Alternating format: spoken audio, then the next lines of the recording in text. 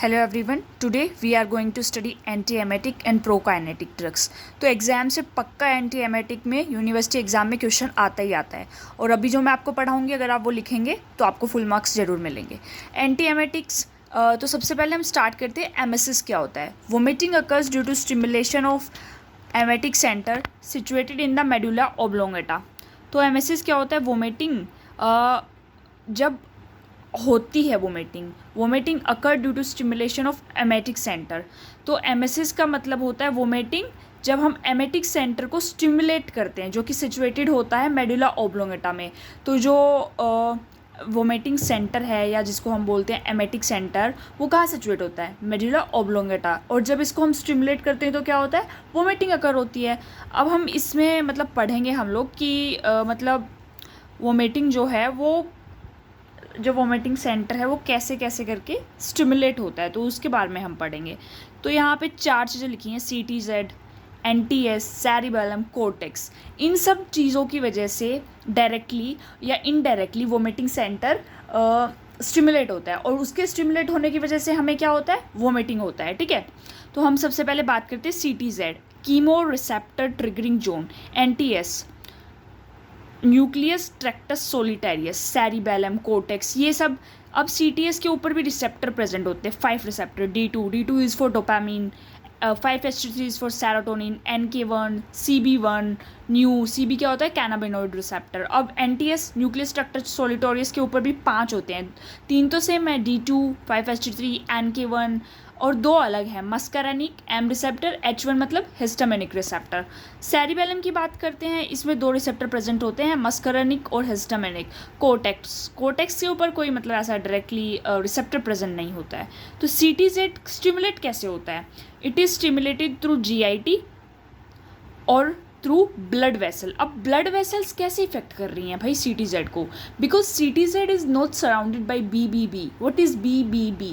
Blood brain barrier. It is not surrounded by BBB, that's why जो blood है, blood के अंदर जो चेंजेस होते हैं, cytotoxic changes due to any drug, irritation वगैरह कुछ भी कोज होता है, तो वो CTZ एरिया जो है उसको स्टिमुलेट कर सकता है। और 5-HT3 को मेनली इसमें मतलब स्टिमुलेट किया जाता है, जिसकी वजह से वोमिटिंग कोज हो सकती है। अब GIT भी इसको 5-HT3 के थ्रू मतलब करता है, इसको स्टिमुलेट करता है, और MSS कोज कराता है। और इसमें भी NTS में भी क्या होता है? GIT के थ्रू मतलब ये इसको टारगेट करते हैं, मतलब इसको स्टिमुलेट करते हैं। अब बात करते हैं इनर कोर सेरिबेलम में क्या होता है? It is responsible for the balance of the body. तो अगर जो हमारे ईयर होता है उसके अंदर वेस्टिबुलर अपैरेटस होता है, 3 कैनाल्स होती हैं, अगर वो किसी वजह से स्टिमुलेट हो जाती हैं तो इससे भी वोमिटिंग कोज हो सकती है। इसको हम मेनली बोलते हैं मोशन सिकनेस। तो इसमें क्या होता है? मोशन सिकनेस ज़्यादा प्रेजेंट होता है वेस्टिबुलर अपैरेटस में, जो फ्लूइड होता है वो शिफ्ट हो जाता है ईयर के अंदर, that's why it leads to a motion sickness. तो बहुत सारे टाइप की सिकनेस होती है, हम आगे जाके पढ़ेंगे, उसकी ट्रीटमेंट के बारे में भी पढ़ेंगे, जैसे कि मोशन सिकनेस हो गया, जैसे कि मॉर्निंग सिकनेस हो गया जो कि फर्स्ट ट्राइमेस्टर ऑफ प्रेगनेंसी में होता है, सी सिकनेस हो गया। मोशन सिकनेस कैसे होता है? हम गाड़ी चला रहे हैं, ब्रेकर्स आ रहे हैं, पहाड़ के ऊपर मूव कर रहे हैं, दीज आर और included in the motion sickness. अब बात करते हैं कोर्टेक्स की। कोर्टेक्स कैसे? ये जैसे कि स्मेल हो गया, कोई भी अनप्लीजेंट स्मेल, उसकी वजह से वोमिटिंग इंड्यूस हो सकती है। अगर हम कुछ सोच रहे हैं साइकोटिक, हम कोई बुरी इवेंट को याद कर रहे हैं अपने बचपन की, तो उसकी वजह से भी हो सकता है। कोई साइट, हमने कुछ गंदा देख लिया है या कुछ भी देख लिया है जिससे हमारा वोमिटिंग ट्रिगर हो गया है, कोई पेन हो रहा है हमको, these all can also lead to the stimulation of the vomiting. तो ये था हमारा सेंट्रली स्टिमुलेशन। अब एक होता है पेरिफेरल, जो कि CTZ, NTS, सेरिबेलम, कोर्टेक्स जैसे रिसेप्टर्स, ये सब सेंटर्स नहीं इंक्लूडेड होते हैं। तो हम बात करते हैं पेरिफेरल की। तो अब हम बात करते हैं पेरिफेरल में क्या होता है?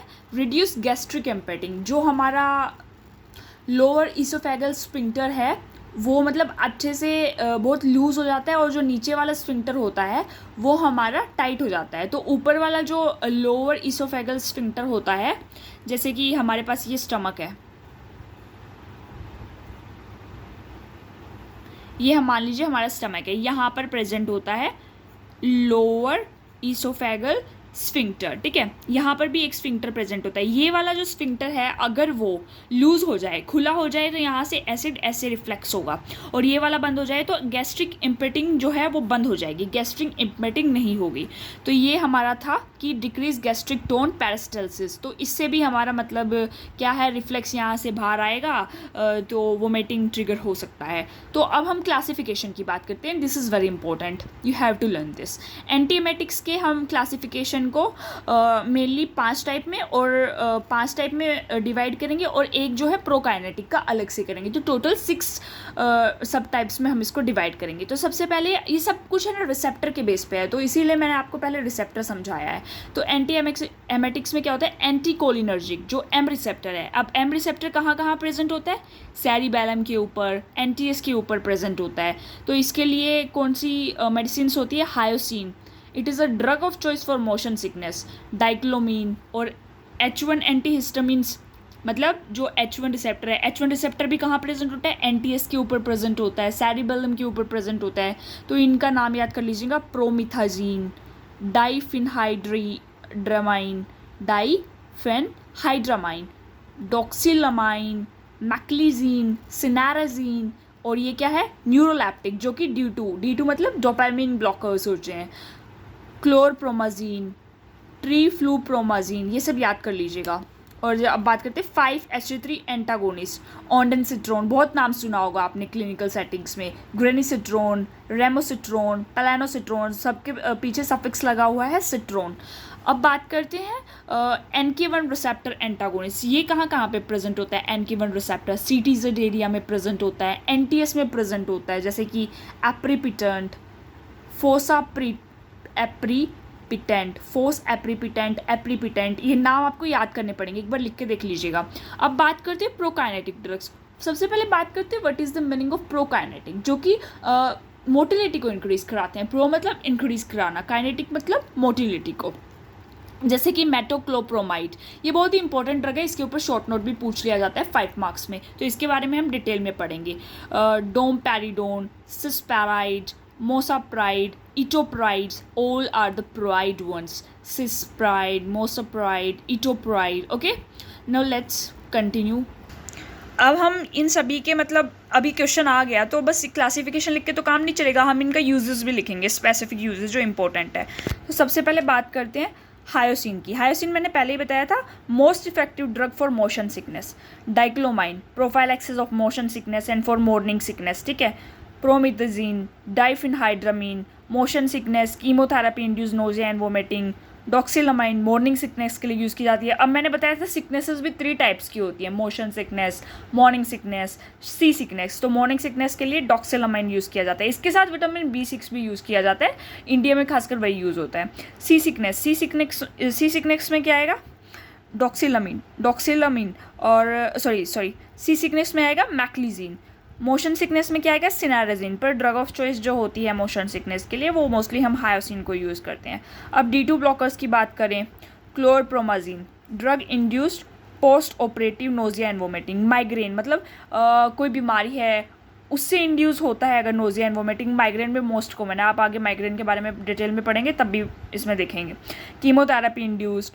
और NK1 रिसेप्टर एंटागोनिस्ट में क्या होता है, एप्रीपिटेंट, सिस्प्लेटिन बेस्ड कीमोथेरेपी, मतलब जो सिस्प्लेटिन ड्रग होती है कीमोथेरेपी के ड्यूरिंग यूज़ किया जाता है, और उससे बहुत ज़्यादा मतलब मोस्ट पोटेंट ये एमिटोजेनिक है, मतलब बहुत ज़्यादा वोमिटिंग कोज कराती है। तो उसके केस में हम क्या यूज़ कर सकते हैं, एप्रीपिटेंट।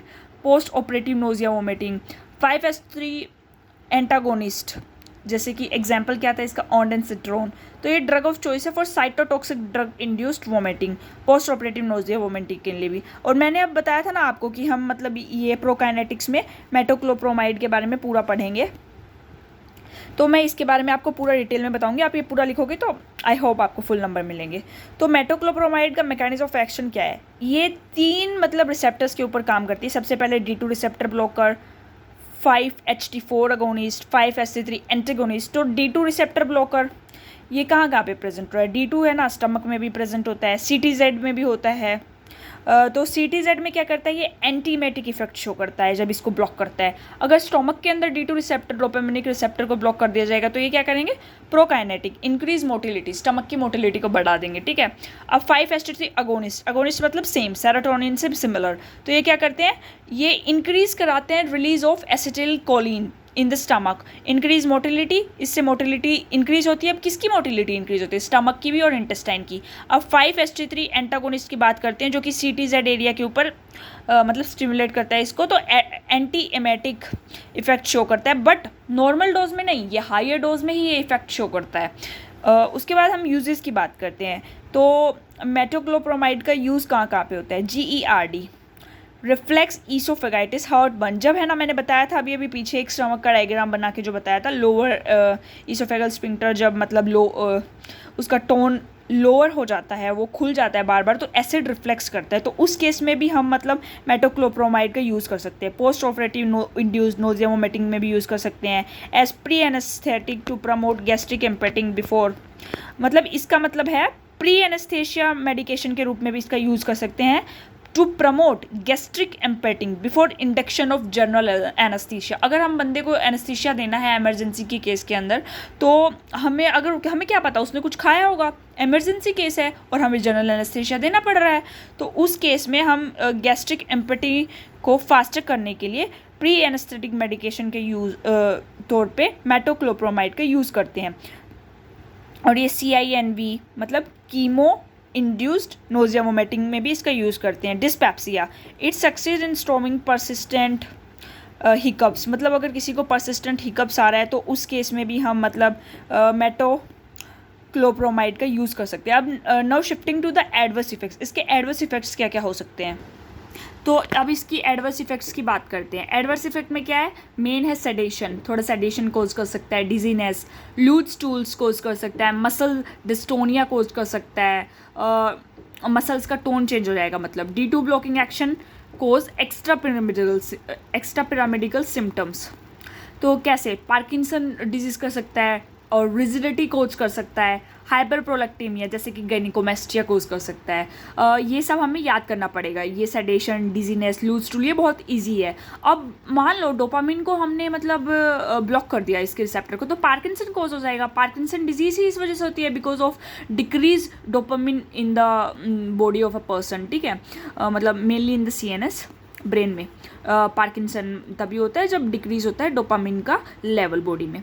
इंटरेक्शन क्या करते हैं, levodopa, it is a drug of choice for the treatment of Parkinson. तो लीवोडोपा जो होता है, अब हमने डोपामिनिक रिसेप्टर्स को ब्लॉक कर दिया है इन बेसल गैंग्लिया, तो ये क्या हो गया, थेराप्यूटिक इफेक्ट जो है लीवोडोपो का सेंट्रल नर्वस सिस्टम में वो कम हो जाएगा, तो इसलिए ये ड्रग लीवोडोपा के साथ इंटरेक्शन कर रहा है। अगर हम ये सारी ड्रग्स दे रहे हैं एंटीएमेटिक्स और खासकर प्रोकाइनेटिक्स, तो हमको ये जो लीवोडोपा है इसका इफेक्ट शो नहीं होगा बॉडी के अंदर। तो थैंक यू सो मच। अगर आपको कोई और वीडियो चाहिए हो तो कमेंट में ज़रूर कीजिएगा। Thank you so much.